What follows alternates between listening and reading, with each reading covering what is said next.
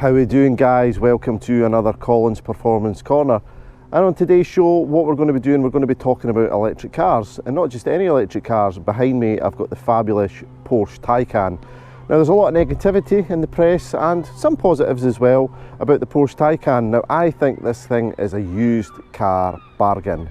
I maybe wouldn't have bought one brand new, but I'm going to explain why. I'm going to explain why you should look at these if you're looking for your next performance car and you want to future-proof your purchase. So, hope you enjoy the video. Any questions, comments, please leave them down below, and I'll hopefully answer any questions you might have. But enjoy the video, and I'll speak to you all soon. Right then, guys, welcome to the Porsche Taycan. Not any Taycan, this is the Porsche Taycan Turbo. So this one sits sort of kind of middle of the range. There's three versions of the Taycan available. There are actually technically four. So you get your base Taycan, which isn't really sort of badged of anything, it's just rear-wheel drive only. You then get your Taycan 4S, which is basically the same 79 kilowatt hour battery, and it's got four-wheel drive, so that's the only sort of difference. But it doesn't have the full Booner power, only has 540 horsepower. So still plenty, but not as much as this. So this is the Taycan Performance Plus Turbo. So this one has the 93 kilowatt hour battery, I think it's got inside it. Also gives you 680 brake horsepower. 680 horsepower out something like this, absolutely frightening. Now that's not even the fastest version. You actually get the Turbo S. Now the Turbo S is even quicker again. It has the same 93 kilowatt hour battery, over 700 horsepower out of this. Absolutely fantastic. Again, one of the most powerful Porsches ever made, an electric car. And that seems to be the theme with electric cars nowadays, and a lot of car enthusiasts will get very, very upset about that because electric power is just taking over the combustion engine. I get it, I'm a car head myself. I know there's nothing beats the sound of a combustion engine, especially in a performance vehicle, but you've got to face it, these electric cars, as the technology is getting better and better and better, are just going to become more enjoyable to drive. Instant response, the performance is unrivaled, and as the battery performance gets better, you're going to be soon getting 400-500 miles range out of single charging these things. But at the moment, in the 93 kilowatt hour battery in this one, your range is probably going to be no more than 250 on a good day, to be honest. I jumped into this car fully charged and it showed me 220 miles. I've been getting one-to-one with that in the sort of way that I've been driving it, booting it now and then, so it's pretty realistic that you're going to get 250 miles range out of this thing. Is that bad? Probably not, because again, I said it in the e-tron GT video, when I was looking at the e-tron GT, are you really going to get more than 250 miles out of a Gallardo or something like that, a Ferrari 458 or anything like that sort of kind of performance car? You're not. I get you can stop and fuel it and everything like that. You're not going to be able to quickly charge this unless you stop at a rapid charger. But the amount of people that have a car like this, if they are daily driving it, will just charge it at night over their house. Are they going to be doing more than 250 miles in a day? Absolutely not. And that's what people don't get with these electric cars is, the convenience of charging this overnight is far better than having to go to a fuel station. And 99% of the time, that's what you're going to be doing. You're going to be charging it overnight. Now I've got two electric cars in the household. Of course I've got my e-tron and I've got sort of a wee electric Corsa as well. And even having the one charger, we never have an issue. It's people get themselves so worked up about something, oh, I'll need to charge it, I'll need to stop at public chargers, or what if it's not working? I could tell you, having both cars now for, I think we've owned the electric car for coming on 7 months, and I don't think I've used an electric public charger once. Never. And I'm doing quite a daily commute now. I'm 60 miles a day to do my daily commute, and again, I use it for a couple of days before I even plug it into the home charger. So most of the sort of fears around electric cars is coming from people's own imaginations. To live with them day to day are perfectly fine, even if they don't get the book range that most people scream about. But just top it up every night. That's the way to own an electric car. But back specifically to the Taycan itself. So I was talking about how I think this is a used car bargain. People are going to go, oh, Colin, how can it be a bargain? Most electric cars are depreciation chariots. And you're not wrong. This car, with options, this particular turbo that I'm driving in, was £130,000 list price. That's a frightening amount of money for an electric car. However, this car for sale now, not quite 4 years old, it's 3.5 years old, this car. We have this particular one for sale up at 58,995 and it's done 27,000 miles. Oh, what a saving. Now, don't feel sorry for the person that bought this brand new, because the person that bought this brand new more than likely was a company. Now, if you know anything about basically electric cars and how to buy them brand new, and then you've got a company yourself, you'll know your accountant's screaming at you, go and buy an electric car, go and buy an electric car. The government grants and savings that are made in corporation tax by buying one of these through the business can be substantial. So see the depreciation, don't worry about it, because the savings have been made in the corporation tax for the company. Now it's a wee bit different if you're buying, excuse me, as a private individual. Yeah, you're going to take a big load of pain on these, but you know, most private individuals have probably sort of kind of got the idea now that you're best to buy one of these used. Now, the difference in buying one of these used in terms of cost, obviously in the cash price, is phenomenal, but on the way that most people buy their cars nowadays on a PCP plan, this car is extremely affordable. I worked this out the other day for somebody, and you know, with roughly about 10 grand deposit going in, which you expect somebody, if they're still looking at a £60,000 car, should be able to put down on a 2-year deal, which, you know, most people are only going to probably keep this a couple of years. On a 2-year deal, it was working out about £730 a month, which for the equivalent of what is this car is, £130,000, that's fantastic value. You know, and you've got to remember, you're going to save money in the running of it as well compared to the same costs on a performance petrol. You know, if you were looking at this sort of power level, you know, and let's say you were looking at even an RS6, I know it's not a direct comparison, but you know, an RS6, if you were driving the same mileage that I am in an RS6, you're going to be the guts of £500 a month just in fuel. You know, you might only be £150 a month charging this on a good tariff, you know, at home. You know, the cost savings phenomenal. So you take that into consideration against the monthly payment, you know, this car is a bargain. And it's the same across the entire electric car range. You know, I buy these the big e-trons the one that I drive. I've been buying these cars because you can pick them up now. I'm selling them for as little as £20,000. These cars were £65,000–70,000 when they were new. That on a PCP plan, you can pick one up for under £300 a month with a few grand deposit. You know, that's fantastic. You know, I couldn't offer somebody a petrol or diesel equivalent aged Q5 for that sort of money. You know, so it's definitely the time to consider going electric. This is the sweet spot. Now that these cars are sort of all 3–4 years old, this is the best time to pick one up. Because what's going to happen as we get closer to the deadline, let's call it, that the government have, you know, sort of kind of gave the UK, you know, it's been pushed back to 2035, but let's be honest, when Labour get in, they're going to bring it back forward to 2030. The prices of the used car, electric cars, are going to go up again. So this is probably the best time for you to sneak into the market and own an electric car for as little as you're ever probably going to be able to own one. Because don't get me wrong, the prices of these are going to go up and up and up. Just look at the prices of new cars. Over the last 5 years, you know, they've went up 30–40%, some of these cars. So, you know, it's never going to come back down. It's only ever going to go up, which means they'll bring the prices of the used cars up as well. So this is a great time to buy, especially if you're wanting something with a bit of performance. This is the time to buy. Right, so if you choose to buy a Taycan, what are you getting for your money?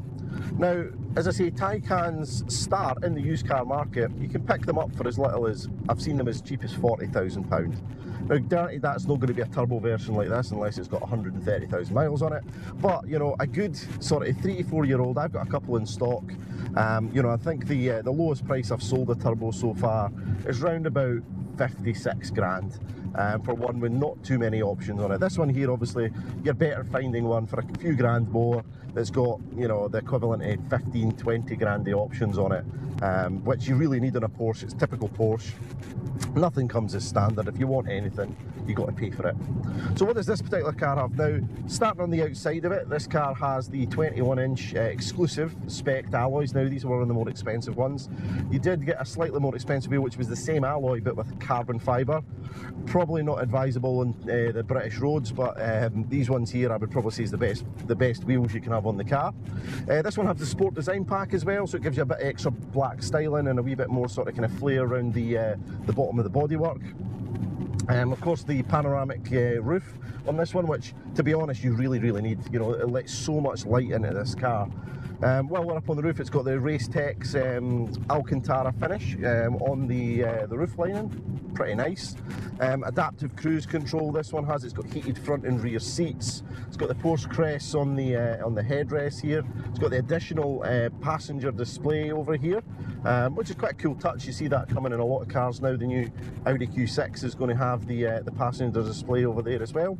This one has the Sport Chronos pack as well. So you've got your nice watch up there on the dashboard, as well as your drive mode changer down here. Of course, e-tron, if it's not e-tron, Porsches do have adaptive air suspension and everything on them as well. This one has Power Steering Plus, which just gives you a bit better manoeuvrability. So, you know, absolutely spec to the hill, this car. You know, there's nothing that this car doesn't have that you would want in a modern car. So, you know, the bang for the buck that you're getting in terms of spec is absolutely fantastic. So back to running costs on one of these cars. Now this is one of the big things why people go electric, because it's going to be a cost-saving exercise. Now, again, car at this side, free road tax in the UK, pretty good. A car at this sort of price point, if it was petrol or diesel, would be £600 a year. So a massive saving to be made there.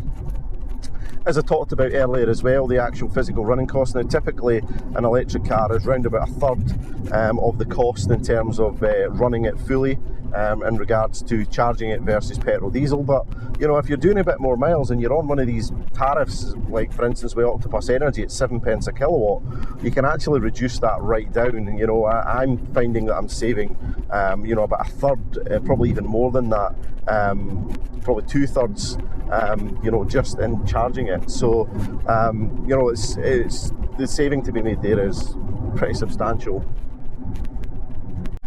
Right, we're going to move on to performance now. This thing's unrivaled. This is the fastest thing I've ever been in my life. I've said it, period. I said that when I was in the e-tron GT, wasn't an RS model. This was 680 horsepower, and the response time this has, I don't think you'll ever get in anything. It has an infinite amount of grip.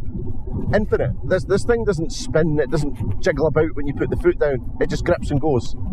Absolutely frightening how much grip this thing has. I'm just going to demonstrate this now. There's a wee car in front of me here. We're on a nice country road, the place where you would normally sort of expect this car to be driven. You know, the electric car loves the back road, let's call it. So just going to come around the roundabout here, and we're going to, after a potting about, just try and get past this car in front of us. So let's go. Here we go here. Oh Jesus! Bloody hell! Oh, that is quick. And as I say, I don't think there's anything can get out and overtake as quick as this. And again, I said it about the e-tron GT, and this is even better. You know, I don't see the point in the Turbo S, to be honest. I mean, this is all the power you're ever going to need on the public road. You know, the only reason I think you would go for the Turbo S is probably to get the standard ceramic brakes, but the brakes on these cars come with the carbide coated ones. It's phenomenal to know that these are used brakes. You look at the disc and it looks brand new. There's no wear on the disc whatsoever.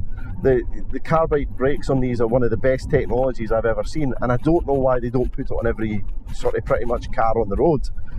You know, this car's done 27,000 miles and the brakes look brand new. Now don't get me wrong, that's because an electric car does do a lot of its braking through the recuperation, you know, through the coasting and the you know, the slowing of the car. It will use the motors to slow the car down, but yeah, no, the technology in this car is outstanding. So we're just going to take this through a few corners now, so let's see how this thing actually handles. So let's just get up to a reasonable speed here and just see how the body roll is and stuff. Now, yeah, pretty good. The great thing about these electric cars is the weight's so low down. All the battery packs in the floor is the heaviest point of this car, you know, which is fantastic when it comes to handling.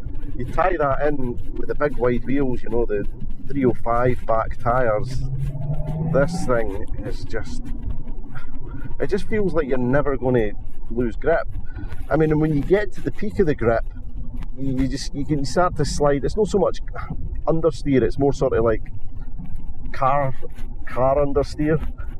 You know, the car just starts drifting out to the outside of the corner as a sort of kind of four-wheel slide as it starts to lose grip. But to be honest, you really need to be sort of kind of pushing it way too fast into a corner to get to that point.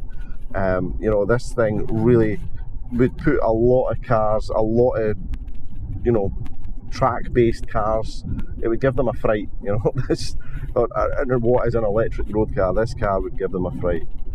So we're going to come up here, hopefully maybe we get a wee chance to overtake, and we do. We're going to go past and we're going to put the foot down. Bloody hell. I like the sound as well. This one's got the Porsche Sports sound spec'd onto it, and it absolutely does sound pretty good. It sounds like somebody's put a shaver in a aluminium bowl. So that kind of sound that you get from it, pretty cool. Now don't get me wrong, it's not going to beat the sound of a V8 or a V10, not even close, but sounds alright, sounds pretty cool. So is there anything that I don't like about this car? Yeah, there is. I'm not a particular big fan of this. I don't like screens, I don't like touch screens, I like buttons, and that's why I prefer the inside of the Audi, to be fair. The RS e-tron GT is far nicer inside with the climate unit. This is pointless, you know, this here, you know, it's just fiddly. I don't like that you can't skip your music tracks on the steering wheel. There's no button to actually, you have to use the touch screen. Pretty annoying. You know, they've not made good use of the buttons on the steering wheel, to be honest. The virtual cockpit display, it's too fiddly. You know, there's too much you can do between the three zones. I'm not a big fan of it, to be honest. The actual layout of the car's nice. I like the finishings, you know, the leather everywhere and everything like that. I love that. Like I say, I love this sort of Alcantara finish up here. But yeah, I'm just not a fan of the screens, to be honest. I get the passenger screen, which is an option. You know, the passenger can, you know, rather than having to play about, this one's got it right in front of them. I get that, but give me some buttons, you know, give me some buttons to play with. That's basically all I'm saying. But yeah, no, I mean, it's not the worst place to be. It's nicely finished. It's yeah, it's just not to my liking. A lot of people like the all the screens and everything like this, but as I say, I'm more of a button man.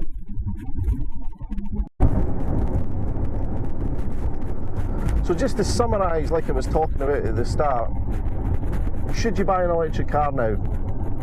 Absolutely, absolutely. I've even done it myself. You know, I practice what I preach. I think now is the sweet point to buy an electric car, experience it for yourself.